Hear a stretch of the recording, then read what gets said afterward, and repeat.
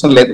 కానీ ఒకటి మాత్రం నిజం, అతన్ని మనం ఆ రోజున పెద్దగా పొగడటానికి ఏముంది, ఒక వ్యక్తి మనకి కృతజ్ఞతాపూర్వకంగా అతను ఆ రోజున హెల్ప్ చేసినందుకు అందరికీ మనం చూపించాలి. ఇవాళ అతను అట్లా వెళ్ళిపోతున్నందుకు కూడా పెద్దగా మేమేం బాధపడటం లేదు. లేకపోతే అతను ఏదో మాట్లాడినంత మాత్రం అక్కడ జరిగేటువంటిది ఏమీ లేదు. ఇంతకుముందు లగడపాటి గారు కూడా ఇదే రకంగా చేసి చివరికి ఆయన కూడా కొంతమందితో అన్నాడట 2019 ఎన్నికల్లో నేను చెప్పేది తప్పు కానీ ఏం చేస్తాను ఏదో ఒత్తిళ్ల మీద సబ్జెక్టివ్ కరెక్షన్ అంటే అని అన్నట్ట. అదే రకంగా కొన్ని ఇట్లాంటివన్నీ కూడా కంపల్షన్ ఫోర్స్ఫుల్ గా చేస్తుంటాడు చంద్రబాబు నాయుడు గారు. కానీ ఆ పచ్చ మీడియాలో వాటిలో అంతకు మించి వేరే ఏమీ లేదండి. We need not discuss more about mister PK. అతను ఏమీ లేదు, అయిపోయింది. ఆటిలో అరటి పండుగ ఏదో అంటారు, ఆ రకంగా పక్కన పెట్టయితేనే మంచిది. రైట్. శ్రీనివాస్ చౌదరి గారే ఉంటారు.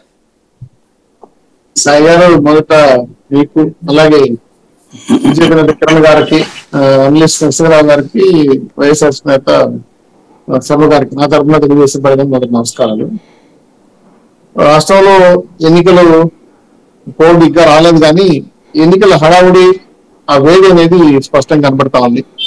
రాష్ట్ర వ్యాప్తంగా రాజకీయ పార్టీలన్నీ కూడా ఎవరు తగ్గట్టుగా వాళ్ళు వ్యూహాలు, ఎత్తుగడలు, ప్రచారాలు, అదేవిధంగా కింది స్థాయిలో ఉన్నటువంటి వాడి వేడి చర్చలు జరుగుతున్న చూస్తున్నాం.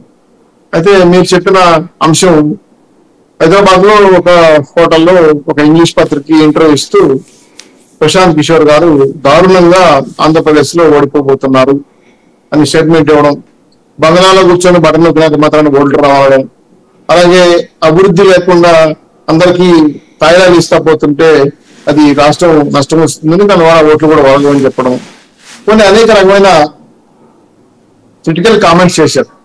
కానీ దానిపైన మిశ్రమ స్పందన, వైసీపీ వాళ్ళు దాడి చేయటం, ఆ తర్వాత కొంతమంది అనలిస్ట్ డిస్కస్ చేయటం, కొన్ని మీడియాలో దాని మీద వార్తలు రాయటం, ఒకటి వారించడం చూసాం.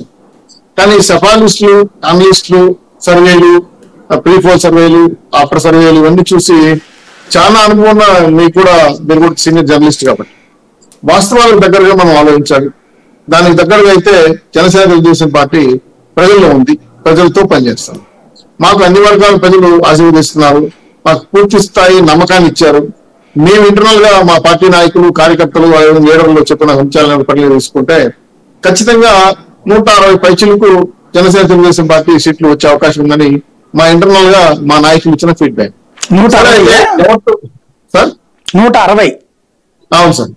15 వైసీపీకి వస్తాయా సార్? అర్థం కాలేదు. ఇంకెవరికన్నా కూడా వస్తాయి? వైసీపీకి ఒక్కదానికి 15 వస్తాయా, లేకపోతే అందులో కూడా వైసీపీకి ఒక 5 తగ్గే అవకాశం ఉంటుందా? వైసీపీ అనే పార్టీ